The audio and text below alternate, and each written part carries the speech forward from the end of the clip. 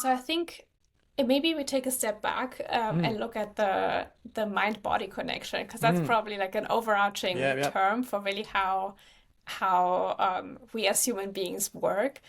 And it's very well researched now that there is a strong link between our mind and our body. So things that we feel, emotions, feelings, our thoughts, um, they have a really strong impact on our physical body, really, on any kind of symptoms that we have. Mm. But in the same way, if the way we treat our body, the food that we feed it, the amount of movement we get, the way we sleep, that also has a big impact on our mental health at the end of the day, and Mhm. how we feel, how we think. And if we go down another level, more specifically, the gut brain connection, it's kind of a um, sub connection, if you Yeah. want, under the mind body connection that is really more specific to the gut or the digestive system, and the brain as the nervous system. And it's so interesting to me how strongly they are related, because if you look at them, you think two very distinct organs, the gut and the brain. They don't have much in common.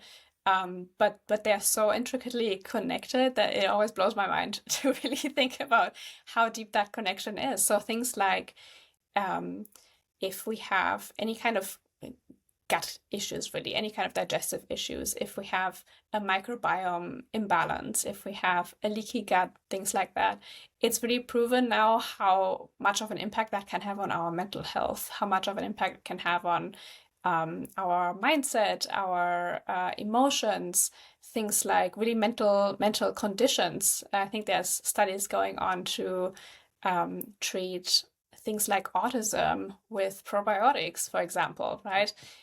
So there's a really strong connection between the two. And the interesting, or the most interesting thing really about our body is that all of these different systems that we have, for example, the digestive system, the nervous system in this case, they don't really operate on their own.